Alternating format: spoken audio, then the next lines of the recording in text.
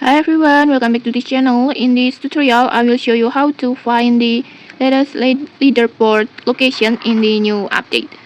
First, just head to the Fisherman Island. This is where the new feature is located. And once you are on the Fisherman Island, just look for the teleport door from the new update over here on the Mutation Cellar. And then next, just tap on teleport and yes. And then you will be instantly transferred into the showroom area like this, or the mutation cellar like this.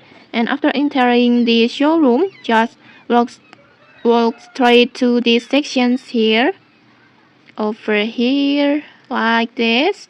And here it is, the latest leaderboard showing the top 5 fish cards with the highest rarity. You can check who dominating the game right now over here.